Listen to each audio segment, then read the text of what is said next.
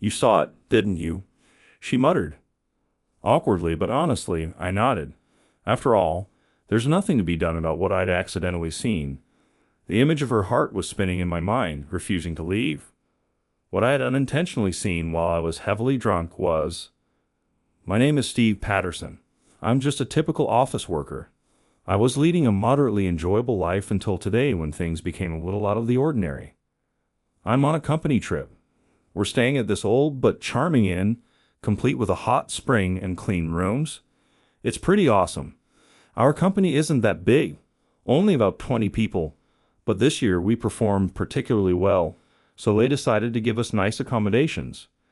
2 male staff share a room, and female staff got single rooms. There aren't many female staff, and it's probably a special treat for our top performer, Catherine. Catherine is a stunning top saleswoman. Despite being my coworker, she is nothing like me. She is excellent and kind, like a goddess. As you might imagine, she was surrounded by the boss and department manager during the banquet at our trip. The boss and manager were clearly smitten with the hostess. Amidst all this, my gaze was directed at Catherine. Catherine, we have high hopes for you this year. You're our company's ace. Thank you, she replied. While watching her smile from afar, I sipped my drink. Even if it's pathetic, the thought of an average Joe like me drinking with Catherine felt audacious. As I was drinking like this, I ended up drinking more than I thought. The bosses were having a great time with the hostesses, and their boorish laughter echoed throughout the banquet hall. The female staff had returned to their rooms early because it was getting late, so it seemed like the bosses were having their fun time. Feeling dizzy from drinking too much, I made my exit in a hurry. My room was in a traditional inn that, unusually for a hotel, had names and numbers on each room. Apparently, they used to have just names but started adding numbers to make it easier as they had more guests. Thanks to such efforts, this bed and breakfast has a long history as an established business. I looked at my room number -30. Up there it is. The inn didn't have an auto lock, so I didn't need to bother with locking the door. Also, as I had a habit of carrying all my valuables with me, I didn't lock my door since I didn't leave anything valuable in the room. I opened the door with a creak, took off my shoes, and opened the sliding door. What? For some reason, Catherine was in the room. The moment I saw her, my drunkenness instantly sobered, and I closed the door. Whoa, sorry, wrong room. Even though I had sobered up, I was still staggering, and I stumbled on the threshold of the entrance and fell spectacularly. Wait, are you okay? Catherine tried to ask in a flustered manner, but she couldn't say anything. The scene was spinning in my head. She had a glamorous and fit body. Her skin was translucent white. I saw things in my head that I shouldn't have seen, yet they kept appearing over and over again. But then I remembered the big bruise on her side. That bruise, I felt like I had seen it somewhere.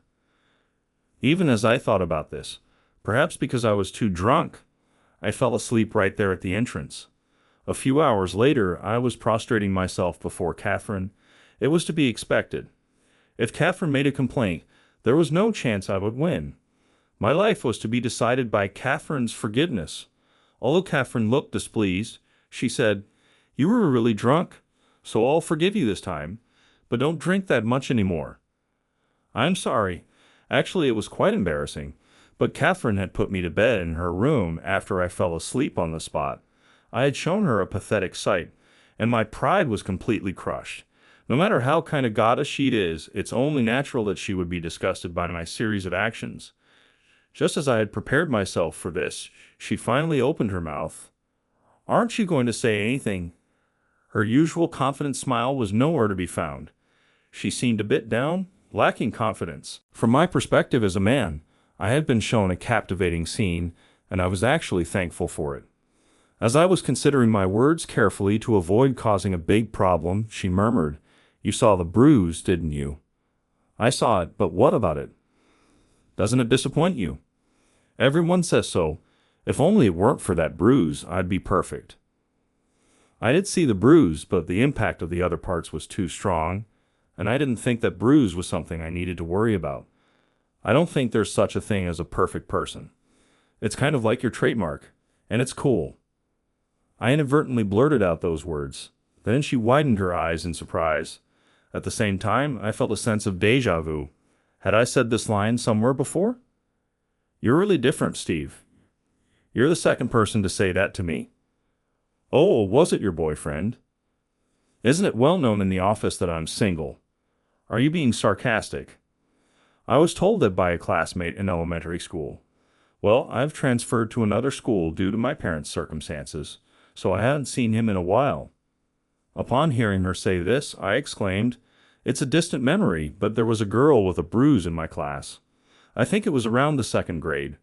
During gym class, while changing, one of the boys said to her, 'You, what's that black spot?' So gross. A few boys joined in the mockery, and she ended up crying. I remember saying the same thing to her. She ended up moving away, and I can't even remember her name anymore." Could it be Catherine? Wasn't your elementary school before you moved Maplewood Elementary? Yes, but how do you know that, Steve? Yeah, I just remembered that there was a girl in my class who had a birthmark like yours. You moved away before we went to the 4th grade, right? Yes, that's right. Wait, Steve, were you the boy from back then? It turns out Catherine and I had attended the same elementary school. Catherine's parents divorced at the time, and she moved with her mother, changing her last name to her current one. I never thought I'd reunite with her as a coworker at the same company, but you remembered me after seeing me. That's kind of awkward. I'm sorry about that. It's fine, but we should probably head back to our rooms. It's late. I was feeling better, so I apologized to Catherine once more before heading back to my room. A month later, Catherine and I had gotten close enough to have tea together occasionally. That's because Catherine had become a little comfortable with me, as I didn't get disappointed seeing her birthmark. We'd have tea and sometimes even a drink or two when we did. It was almost always time for Catherine's running session. Why does nobody value you? Because I'm just not that good. What are you talking about? You quietly handle administrative tasks and help others without anyone noticing. You need to assert yourself more. Catherine's complaints were mostly about my job evaluation. I'm simply doing what I think will make everyone's job easier, nothing more. Catherine insists that it's incredible, but I think it's an overstatement. When I say so, Catherine always pouts. Seeing her like that was kind of cute, and I thought our relationship would continue like this forever. But then an incident occurred that marked the end of this relationship. Catherine said she was going to meet a client, and then all contact with her was cut off. Our company deals with dyeing, and Catherine was supposed to be visiting a factory in the countryside today, but she hasn't returned to the office for hours. No one can get in touch with Catherine, and the factory says she came for a visit and then left. Even when the work hours ended, Catherine hadn't come back, and her mother, who is her emergency contact, also didn't know where she was. I was supposed to be done for the day, but it was hard to believe that Catherine would go somewhere without reporting to the office. I decided to go looking for Catherine after work. The road leading to the factory is rarely used by vehicles. It was dark at night, and there was little I could do on my own other than look down at the mountain from the road. But maybe there was some kind of clue. As I was driving, I found Catherine's car stopped on the side of the road, but Catherine was nowhere to be found. The driver's seat door was open, and the keys were still in the ignition. "Catherine, where are you?" It was then I heard a frail voice from the other side of the guardrail, meaning it was from the woods beyond the guardrail. There wasn't a paved slope, and at the bottom of it was where I found Catherine. Her clothes were tattered as if she had fallen down. She was weakly raising her hand in distress. I immediately contacted the paramedics, and Catherine was rescued. During her fall, she twisted her ankle and had some minor scrapes, but thankfully her life was not in danger. She mentioned that her car had broken down on her way back from the client's place. While checking out the issue, she lost her balance due to her high heels and fell through a gap in the guardrail. "Catherine, why were you there?" "I'm glad you were, but it's strange." So I told her I thought something might have happened. "I was looking for you because I knew you weren't the type to skip work without telling anyone." Hearing this, she blushed and smiled. "How about going to the aquarium next time as a thank you?" This was clearly an invitation for a date. It was different from the usual casual suggestion for drinks. This had me puzzled, but I declined her offer. Let's go when you're fully recovered. You've twisted your ankle, after all. We should start with somewhere closer. I'd like to be the one to ask you out to the aquarium." Upon hearing this, Catherine seemed pleased. There was a reason why I declined. I had planned to ask her out to the aquarium myself and confess my feelings to her. A man should make the first move. Well, that's just my pride talking. But in the end, I wasn't able to ask her to go to the aquarium. The reason being, a week after Catherine's accident, we were informed that our company was to be merged. It was so sudden and surprising. But given the shaky performance of the company, I could understand if the boss was doing this to protect our livelihoods. We had good performance this year, but we had been struggling for the past few years. The grand company trip we had, that was the last of it. That's why it was so luxurious. So it was inevitable for the company to merge. But the problem was with the company we were merging with. It was a major fashion company, and we were to be assigned to its newly established dyeing department. The boss of that company was Catherine's mother. After her divorce, she had started a small company and had built it up to its current size. When I went missing, the boss contacted my mom. Right when he called her again, saying I was found, she started looking into the company. Catherine's mother had always let her live her life the way she wanted, never interfering in her work, but she had gotten worried that the company environment might not be good, given her daughter's predicament.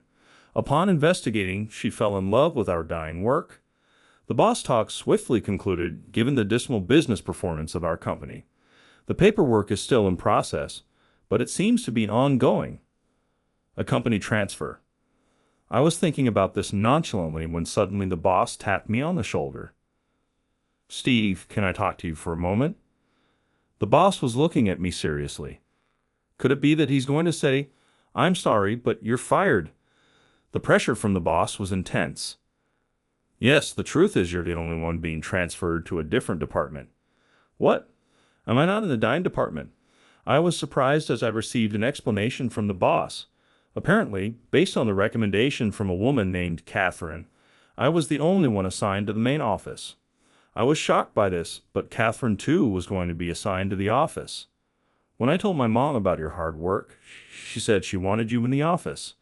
She's a tough person, even with her own family. So it wasn't just because I recommended you, it's based on your achievements, Catherine said. I was perplexed by what Catherine said, but I wanted to make the most of this opportunity that I had been given. Besides, I didn't want to disgrace Catherine, who had recommended me. I'll do my best. And thus, I progressed in my new company, which was about 20 years ago. Now I'm in my 50s. Thanks to my hard work back then, I'm now an assistant to the CEO.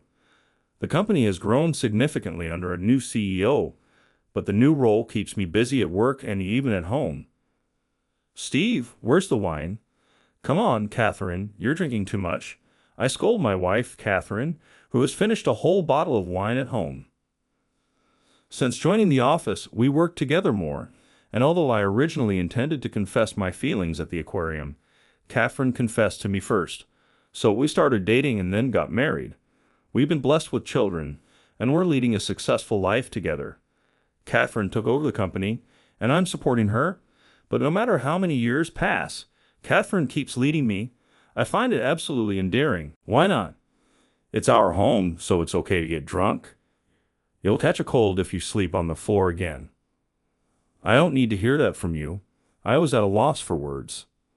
We've been together for 20 years, but she never fails to make fun of me. But I'm not upset. After all, if it weren't for that incident, I wouldn't have been able to spend time with her like this. All right, if you get too drunk, I'm sleeping on the couch. I don't want to sleep alone, so I'll stop drinking, Catherine says, smiling. I want to stay together until our smiles become all wrinkled. Thinking so, we enjoy our evening drinks in moderation, as always.